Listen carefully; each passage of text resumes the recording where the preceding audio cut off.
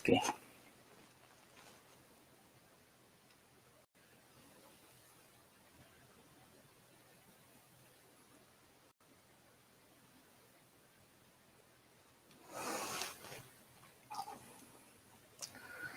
ॐ निरञ्जनं नित्यम् अनन्तरूपं भक्तानुकम्पाधृतविग्रहं वै ईशावतारं परमेशमिड्यं तं रामकृष्णं शिरसा नमामः.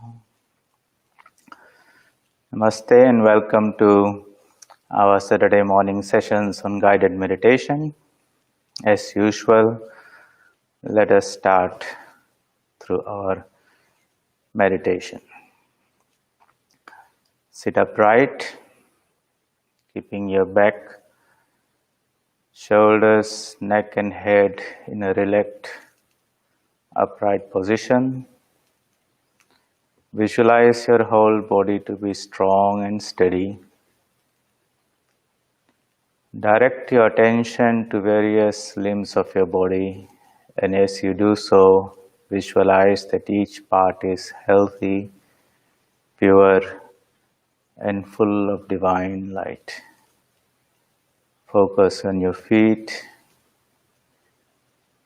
ankles, calf muscles, knees, thighs, back, stomach, chest, the shoulders, arms, elbows, and the hands, the neck, face, and the head.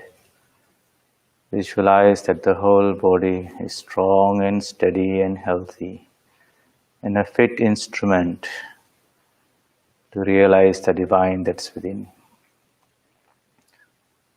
Now focus on your breath.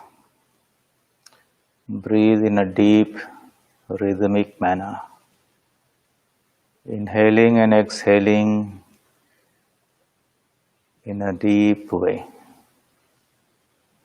As you breathe in, visualize that you breathe in the light of purity. It fills every cell of your body with its effulgence. In this way, breathe thrice.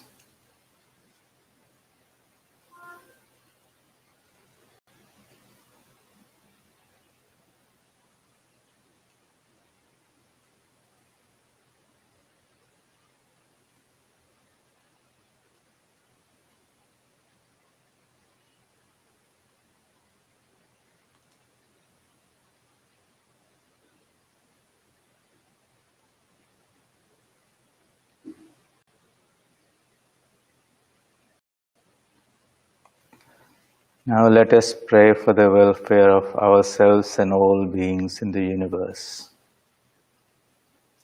May the Almighty Divine that resides in the heart of all beings, as the very embodiment of infinite knowledge, bliss, may He illumine our minds, may He guide our minds towards the divine source within us all, which is the source of all beauty, purity, goodness, and spiritual excellences. May all be happy, may all be joyful, may all be peaceful, may all be connected to that infinite source within each one of us. Send out your prayers to your right. See your thoughts going out forever, reaching and touching and uplifting all it comes across. Visualize and send your thoughts to your left, in front, behind, above, below, and in all directions. With you as the center, radiating all that is good for the whole of creation, all around. Now withdraw your mind from the external world and focus it within yourself. Visualize your physical body to be strong and steady. Now visualize your mental body, the subtle body that pervades the physical body, that is shining and effulgent, finer than the grosser body, interpenetrating and pervading the whole physical body. Now visualize the third dimension, the body of knowledge, the causal body, which is full of effulgence of knowledge, pure and perfect. And beyond that, visualize that infinite ocean of consciousness, the Atman, in which we all are waves, so to say, drawing our sustenance and knowledge and everything from that infinite source within us. In that ocean of consciousness, visualize a beautiful lotus, fully bloomed, full of fragrance, freshness, beauty. Visualize the flame in the center of that lotus, spreading its radiance in all directions. You may replace that light, that flame, with any divine form of your choice, seated in your heart, full of grace, eager to bestow spiritual blessings upon us. Imagine that the light radiating from him or her is the light of spiritual knowledge that illumines all the three levels of our being with its spiritual knowledge and dispels the darkness of ignorance. Imagine that light to be the light of infinite bliss, which is the source of all our joys and happinesses. Imagine that light to be the light of supreme peace that fills us with serenity and tranquility and inner strength, poise and balance. It's a light of infinite purity that fills us with holiness at all levels of our being. It's a light of infinite strength that makes us strong spiritually, morally, emotionally, intellectually, physically. Visualize the divine presence as a living presence.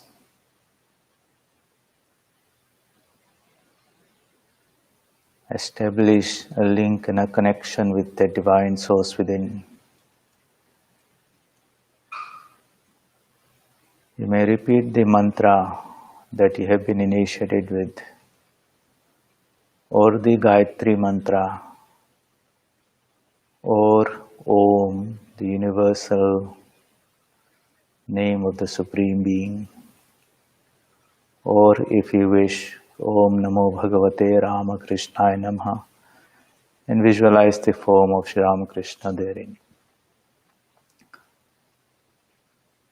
Direct your whole attention to the divine within yourself and keep your mind anchored there, ever watchful that it does not drift away. And if it does, gently bring it back to that divine within you. Meditate in this way for 5 minutes.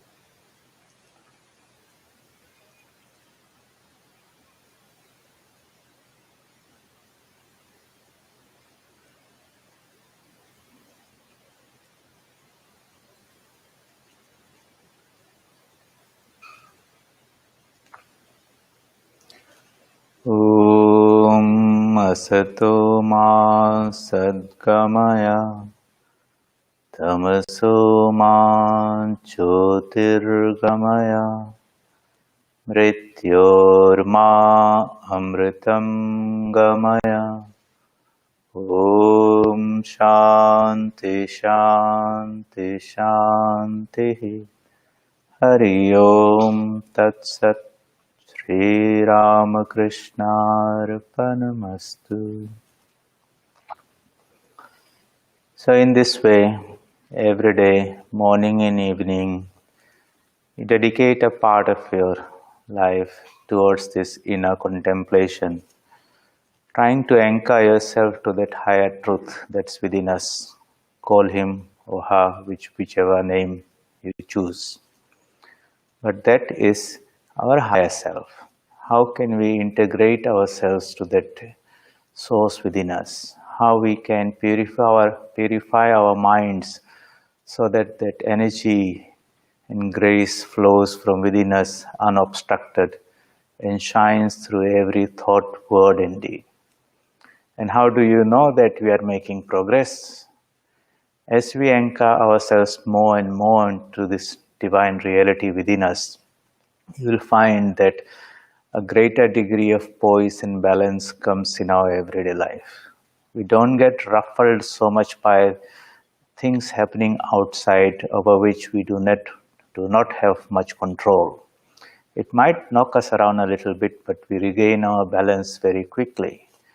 Fear disappears from our life because the more we understand and contemplate on the immortal nature of the Atman that cannot be changed, which is separate from the mind, then the fear of even death goes away because this soul is immortal.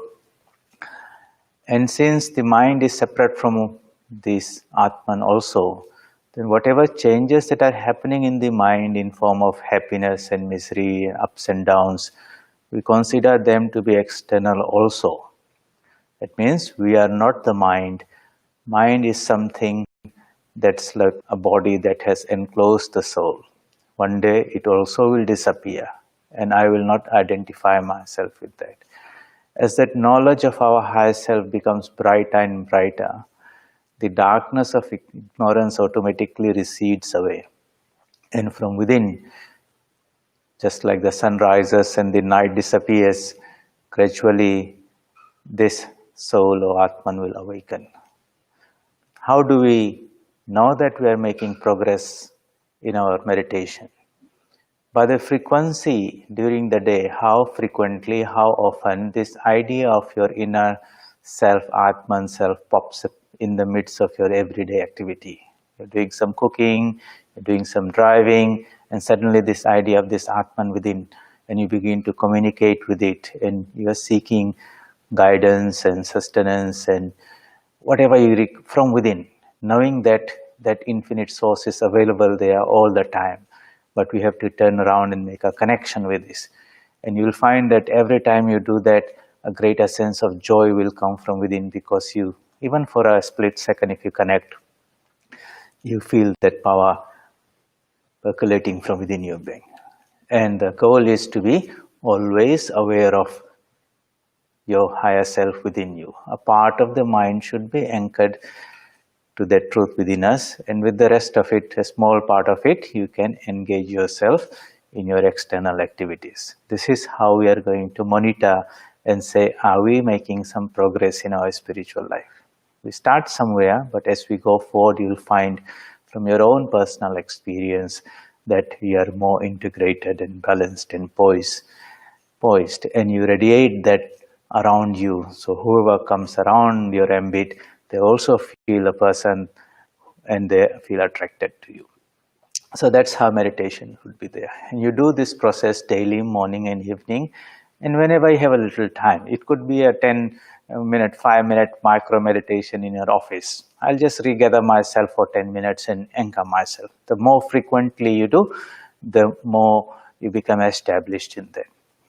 Along with these practices of morning and evening meditation, we have to practice this universal disciplines, Mahavratas, so to say, which are the first two stages of Yama and Niyama. We started discussing on that because that is the foundation on which this whole building edifice of meditation is built. And if the foundation is very strong, you can build a high building. So, these disciplines, Yama and Niyama, do's and don'ts, are the indispensable parts or disciplines of any sincere spiritual seeker. You cannot compromise on this and say, I'm going to realize the truth.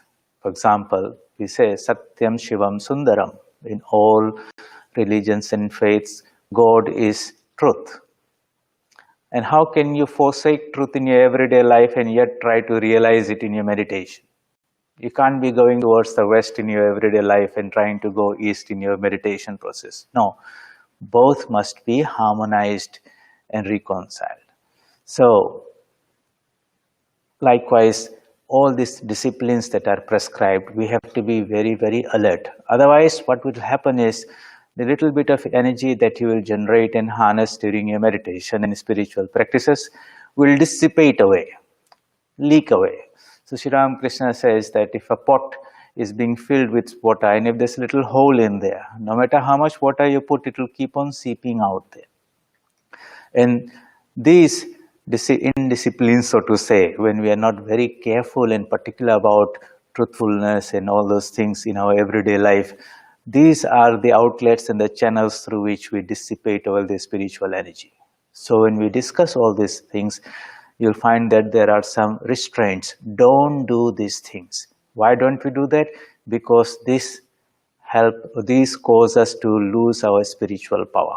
It brings our mind down. It gets it more entangled in the external world, into that consciousness that we are a body and a mind in this prison house of this body. And then there are the other things called the do's, the observances. What do? They inject more energy so that we rise from wherever we are to another high level and are able to remain there. Otherwise, again, we fall back. So you can see how important these are. We discussed about the importance of ahimsa.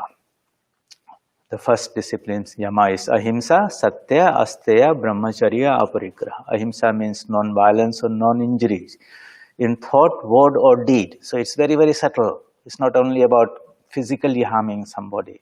In thought, you see, you have to be very, very alert and very, very careful not to think of something that is harmful to somebody.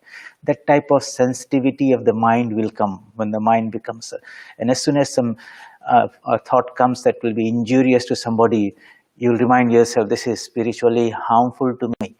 You see, this, when we say non-violence, sometimes people think about doing violence to somebody else.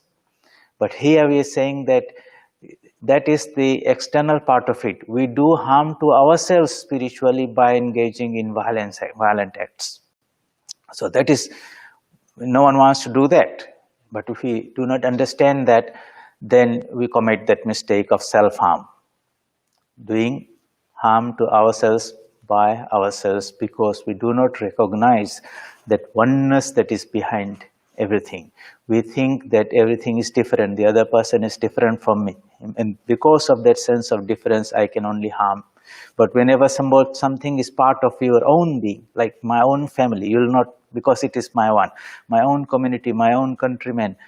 So like this, the more we integrate ourselves with the rest of creation and feel that they're all part of me, this tendency of harming, doing injury to others will automatically fall off. Nahinasti atmana atmanam. Samam pashyanhi sarvatra samavasthitam ishwaram. One who sees the same universal consciousness in themselves, in all beings, in the form of Ishvara, what do they do? What's the consequence of that understanding and knowledge? One does not harm oneself by oneself. Nahinasti atmana atmanam. Because I am present in that also. Previously, out of ignorance, I thought that person is different from me and therefore I could do harm to it. But now I understand in the light of Vedantic oneness, the knowledge, that I verily am present there. Therefore, harming that person is harming myself because all waves are made out of the same water. and they're all outcomes of the same ocean, and there's only one ocean, and I want to become one with the ocean, and that will be possible only when I can assert that ocean idea of oneness and not cling to this wave idea of manifoldness. That transformation, intellectually, logically, we can understand, and we have to put that into practice. So we discussed about that in the last Saturday's class, and we said that we have to be very, very sensitive to this, because whenever this tendency comes, or we are in a situation where the mind is sort of being forced to, out of its weakness or temptation or whatever, to engage in any one of these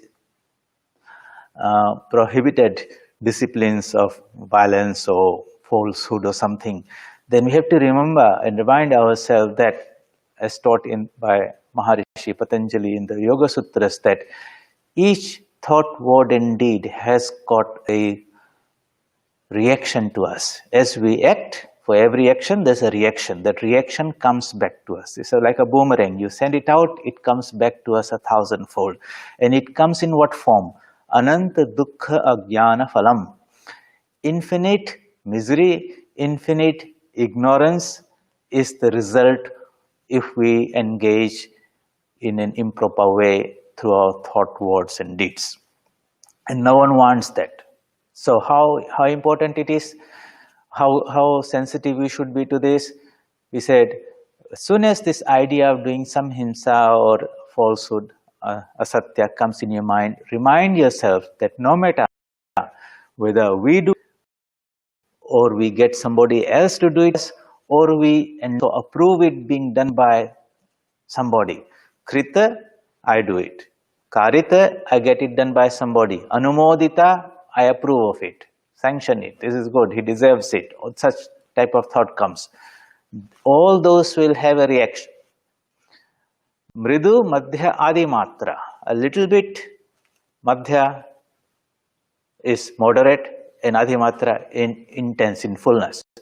So it's not that I just did a little bit, told a white lie, or it's little trivial and insignificant. No, everything over time accumulates and builds up. So I'll be very, very sensitive to that. Lobha, Krodha, Moha, Purvaka. That tendency could be out of greed. Okay, you told a lie because you want to succeed in some business or something like that, or get a job or something out of greed. That sometimes it happens because self-interest comes in there. Lobha. Krodha, you got angry. Angry means, why does anger come? There is a desire, a very strong desire in me, and in anything that comes and blocks the desire, the reaction is an anger against that person or that situation or something like that. And when that happens, it just overpowers your mind and your discrimination becomes lost, and you do something and you feel afterwards bad about it. You might go and say sorry, but that does not undo the damage that has been done within us. Krodha. Moha, out of delusion, lack of discrimination, lack of understanding, because I didn't understand this truth.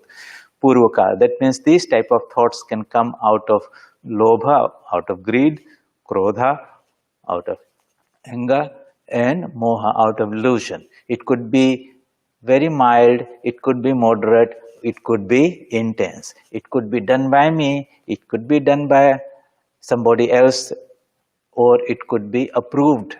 Such is the subtle ways that the reactions to our thought, word and deeds can come back to us. And when we understand this, then we are very, very vigilant and very alert in our dealings with everyone. Very, very careful.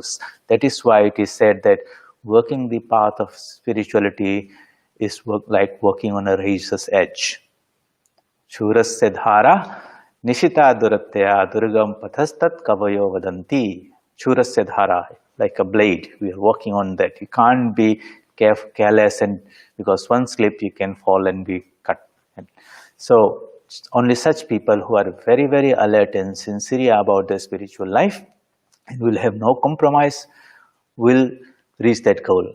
Others might go 2 steps up and slip down 2 steps down, and you'll find that in the name of religion and spirituality, when people do not do follow these injunctions very seriously. They're doing so many things serious, but the result is not there because the water leaks out of the pots, so to say. So, no compromise. Today we take this second idea of truthfulness. Sri Ramakrishna said, in this Kali Yuga, in this age, truthfulness alone is the tapasya. Why is he saying that truthfulness is the tapasya? Not that one should go into a mountain cave and sit down and meditate for years until you have got a matted hair and long beard. Such intense tapasya comes to our mind when we think of the sages who used to meditate in the tapasya in the olden age days. But Sri Ramakrishna says, in this age, truthfulness is the tapasya. And if you reflect on it, you will see that it's not very difficult to understand, because in this age, to live an honest life is really, really difficult. The whole world is going there. And they think that without this, somehow putting a little bit of falsehood in our everyday life, we will not succeed. You'll ask the children, do you really believe in Satyam Eva Jayate? They say, it's a very nice thing, Swamiji, but when I look around, if I'm very, very honest, I will not succeed in life anywhere. We see all around those who do not adopt this means are the ones who are having a great time. And those who are very honest and upright, they losers. They miss out on promotion or job or opportunities because they do not compromise with their spiritual life. So, because they are so much desirous of having this, what the world has to offer to them in terms of name, fame, power, position, wealth, and all those things, they would rather do away with this ideal of truthfulness in return for some material external gain, because that is the understanding. As they say in the Bible, what does it befit a man to lose his soul and to gain the whole world and lose his soul? But those who are spiritually sensitive, they said, no, I will not compromise my spiritual destiny and goal for something that the world might offer to me, which eventually will be taken away from me anyway. All name, fame, power, position, wealth, and everything is transient. That's a big price to pay for. Spiritual enlightenment is a big price to pay for some material transient goal. So when that discrimination is there, then it gives him the inner strength and say, I would rather settle for some little of what this world will offer to me in terms of food, clothing, and shelter. I'm not here forever. I'm just a passenger traveler in this world. But the purpose of my life is to realize my true self. And therefore, I will not compromise with any form of falsehood. That type of deep conviction has to come from within us. So while the world will say, this is a stupid guy who could have told a lie or managed his situation, as they say nowadays, and achieved so much success in the worldly way, because he was not prepared to do that, he lost out. But the person who did that, you'll feel that from within you, you'll feel an inner joy about your own self-value and self-respect, and say, I might miss out on some enjoyments and things out, but my self-understanding, my self-esteem and value that I feel about myself, that is more valuable to me than the awards and certificates and recognition that the outside world will give to me, because otherwise we sell our souls, so to say. And so this is the tussle that many people will have to face in the early stages of spiritual life, because the world will try to drag you down, and you're trying to go against it. And that's why it's called tapasya. There will be this friction, this pull of the world towards itself, and you are trying to lift the mind from this lower, mundane human level to a divine level. And that's why it's called tapasya, because it will create friction, internal friction, moral friction, ethical friction, and all those things are there. You might even lose out physically in terms of the comforts and what the world will have to offer. But from within, a greater joy and strength will come, because you are approaching truth. And God is truth. And if you forsake Him, and how can you grow to move towards Him? So the Holy Mother Sharda Devi says, he or she who holds on to truth sits in the lap of God. You see, and in the lap of God, like in the lap of the mother, a child is very safe and secure. The moment he steps out, he is exposed to the dangers out there. And who would not like to be in that situation? Sitting in God's lap is holding on to truth. Let me illustrate how this works at a very in a visual way, so to say. And I would like you to remember this incident and be very alert to it. Meditate on this, and now and then use it to reflect on our own activities. So the incident is very simple, but the meaning is very, very profound. The significance or the lesson that we can learn from it is very profound. We have this disciple of Sri Ramakrishna, Swami Brahmananda. He was the spiritual son of Sri Ramakrishna, so to say, one of the first president of the Ramakrishna mission, Ishwar Koti.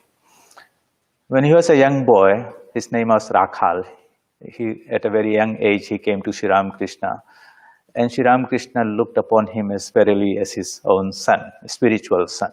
So, just like a father or mother would take care of the spiritual welfare of a child, he would train him and in meditation and in spiritual disciplines and keep a very vigilant eye on him. And sometimes this young boy would spend a few days at Dakshineshwar in the spiritual company of Sri Ramakrishna. One morning, Sri Ramakrishna looked at him and he said, I can't look at your face. I see there's a cloud of ignorance covering you. What have you done? The boy was surprised, Why would he see something like that in my mind? So Sri Ramakrishna asked him, what did you do? The boy said, I have not really done anything. I can't remember why something like that would happen to me. Then Sri Ramakrishna asked him, did you tell any lies? And the boy said, not really. Only yesterday I was talking with my friends and in a joking way I told there was this, just like people say in a joke about something. But it was not like a serious lie that had some selfish interest or did any harm to somebody. Sri Ramakrishna cautioned him, do not tell a lie even in a joke. And that was the spiritual instruction. Sri Ramakrishna was a great yogi who could see through the minds of everyone. He would see people, the contents of people's mind just like things kept in a showcase. And therefore, he could see the impact of that apparently trivial, insignificant lie in a joke. What was that? A cloud of ignorance had come and covered the mind of that person. Think about it. A little joke a lie told in a joke, and the impact is that a cloud of ignorance has covered the mind of that child. And because Sri Ramakrishna was a spiritual teacher and guide, he cautioned the child there and then. The child, Rakhal, had no idea that this had happened on his mind. It required a spiritual teacher with that perception to notice that and to guide that child. Then you think about how so many people in ignorance, spiritual ignorance, are day in, day out indulging and committing these so many small falsehoods. And as a result, what is the impact?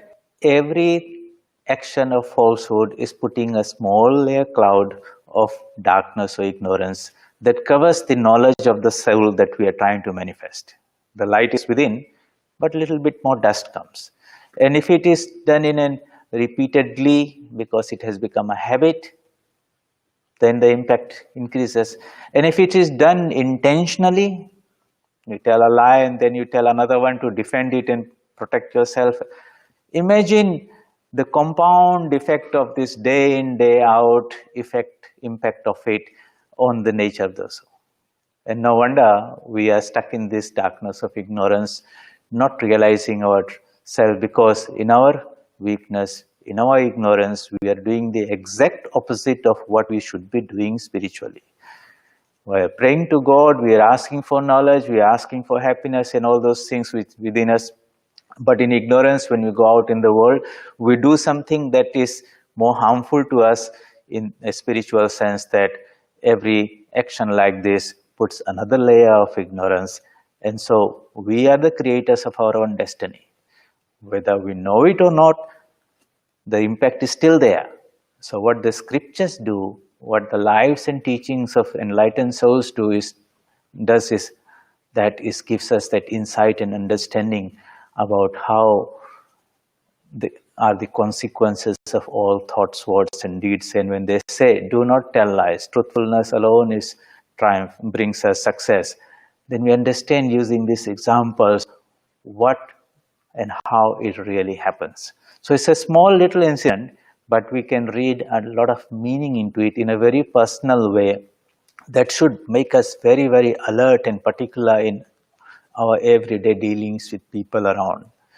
And if we are very alert, you'll find that every act of truthfulness, on the other side, removes the layer of ignorance. And that is how we purify our minds, we purify our hearts. And when we do that, then the inner light shines, as taught by Christ in the Bible. Blessed are the pure in heart, for they shall see God.